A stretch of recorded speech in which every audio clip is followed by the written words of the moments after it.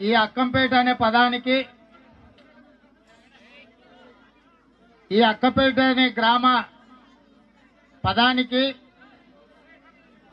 ప్రపంచ ముఖ చిత్రం మీద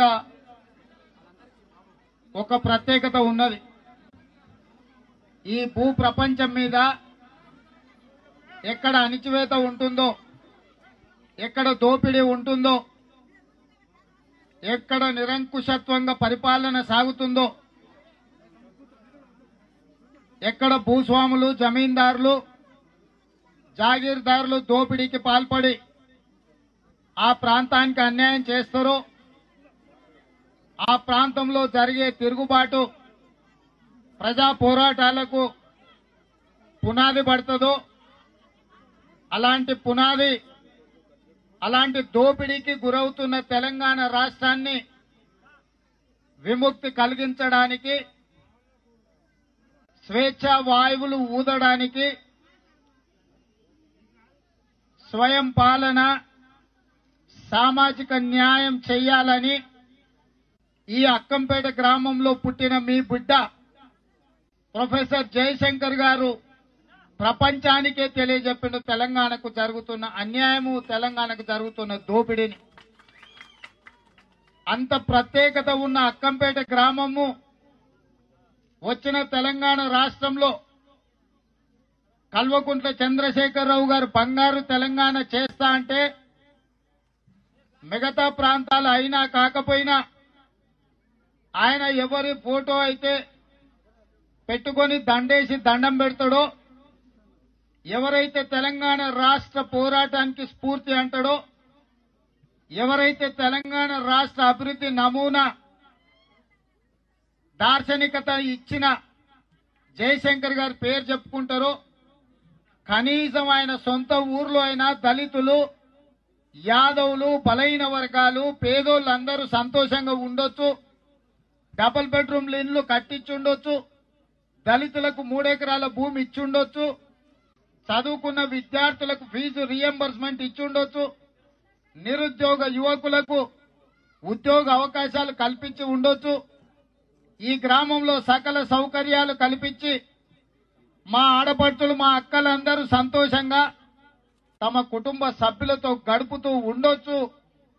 ఈ గ్రామాన్ని చూడాలి, ఈ గ్రామంలో జరిగిన అభివృద్ధిని ఇతర 12,000 పైచలకు గ్రామ పంచాయతీలలో చెయ్యాలి అని చెప్పి కేసీఆర్ చెప్తామని ఇవాళ ఈ అక్కంపేట గ్రామానికి నేను వచ్చిన. ఈ అక్కంపేట గ్రామంలో కాలు పెట్టిన మరుక్షణం నుంచి మిగతా ప్రాంతాల కంటే ఎంతో అన్యాయానికి, దోపిడీకి, వెనుకబాటుతనానికి గ్రామము ఒక మచ్చు తునకలాగా కనిపించింది. ఇవాళ నేను వచ్చిన మొదట మా యువకులందరూ కలిసి జయశంకర్ గారి విగ్రహం ఉన్నది, వారికి దండ వేసి వారిని గౌరవించి దండం పెట్టుకొని గ్రామాలకు పోదామని మనోళ్ళు అన్నారు. సరే అని నేను అక్కడికి వెళ్ళినా. జయశంకర్ గారికి దండేద్దామని ముందర చూస్తే మొత్తము దానికి అతికించిన రాళ్లు కూడా ఊసిపోయి శిథిలావస్థకు వచ్చింది. వారికి దండేసి దిగినాక నేను అడిగిన, ఇది ప్రభుత్వం పెట్టిన విగ్రహమా, కేసీఆర్ గారు వచ్చి ఈ విగ్రహ ప్రతిష్ఠ చేసిందా అంటే, కాదు, కొండ మురళి, కొండ సురేఖ దంపతులు ఈ గ్రామంలో జయశంకర్ గారి విగ్రహం పెట్టించిండ్రు. కేసీఆర్ సన్నాసి పెట్టించలేదు. కేసీఆర్ తరఫున కడియం శ్రీహరి, మధుసూదనాచారి, మిమ్మల్ని నమ్మించి గొంతు కోసిన చల్ల ధర్మారెడ్డి వచ్చి, తడిగుడ్డతో గొంతులు కోసి చల్ల ధర్మారెడ్డి వచ్చి ఈ గ్రామాన్ని అభివృద్ధి చేస్తాం, ఈ గ్రామంలో జూనియర్ కాలేజ్ కట్టిస్తాం, ఈ గ్రామాన్ని రెవెన్యూ విలేజ్ గా చేస్తాం, ఈ గ్రామంలో ప్రొఫెసర్ జయశంకర్ గారి స్మృతి వనం నిర్మిస్తాం, అద్భుతమైన విగ్రహాన్ని పెడతాం, వీటన్నిటి ప్రారంభోత్సవానికి కేసీఆర్ ను తెస్తామని చెప్పిండ్రు.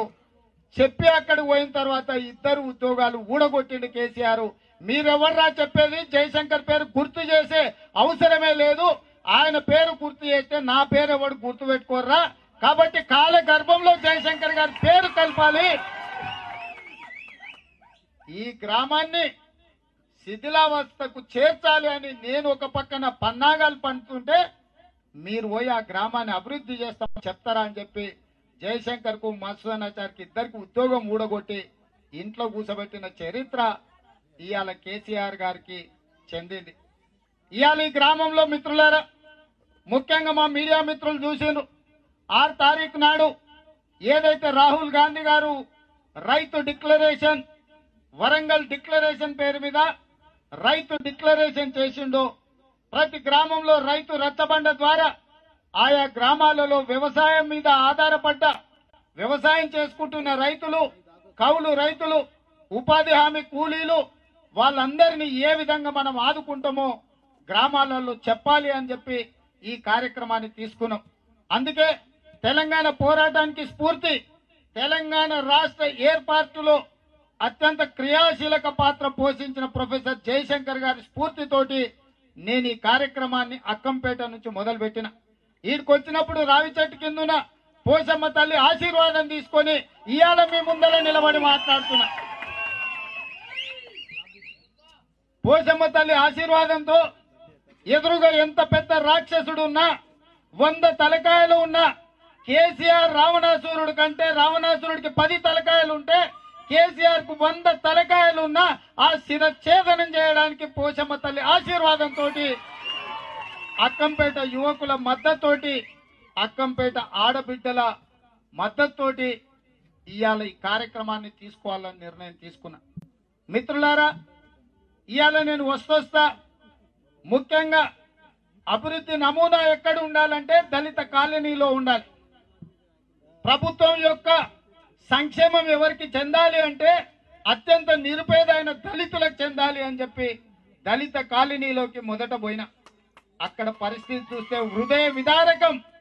మిషన్ భగీరథ నల్ల లేదు, డబుల్ బెడ్రూమ్ ఇల్లు లేదు, ఇంటికొక ఉద్యోగం లేదు, కనీసం తినడానికి బుక్కెడు పువ్వలేని ఒక రాణి అని ఆడబిడ్డ, ఒక దళిత బిడ్డ ఇంటికి పోతే 3 కొడుకులు, ఒక కొడుకు 4వ తరగతి, ఒక కొడుకు 5వ తరగతి, ఇంకొక కొడుకు 6వ తరగతి చదువుతున్నారు. గుడిస వాన పడితే మొత్తం కురిసి కూర్చోవడానికి కాదు కదా నించోవడానికి కూడా పరిస్థితి లేని పేద దళిత ఆడబిడ్డ ఇంటికి పోతే నాకు దుఃఖం వచ్చింది.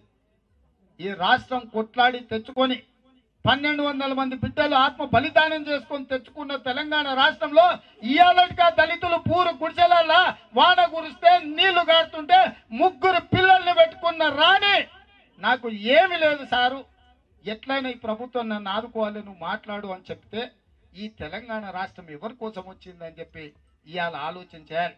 ఆ నుంచి ముందరికి కదిలిన, మళ్ళీ ఇంకొక ఆడబిడ్డను కలిసిన, ఆ నుంచి ముందరికి వెళ్తే మా యాదవ్ సోదరులు కలిసిండ్రు, గొర్రె పిల్ల నాకు ఇచ్చిండ్రు. నేను అడిగిన కేసీఆర్ ఇచ్చే గొర్రె నానే కాసారు తహసీలోడు అప్పు చేసి కట్టిన మా అక్కనే పోయినా ఇయ్యలేదు, ఇది మా కష్టపడ్డ సొమ్ము, మా సొమ్ములో నుంచి నీకు గొర్రె పిల్లని ఇచ్చినమయ్యా, నువ్వు కొట్లాడాలని చెప్పి మా యాదవ్ సోదరులు కూడా ఇవాళ చెప్పారు. మా వైస్ ఎంపీపీ లేకపోతే మా సాంబయ్య చెప్పిండు, ఇంతకుముందు రుద్రారెడ్డి చెప్పిండు, మా హేమలతమ్మ చెప్పింది.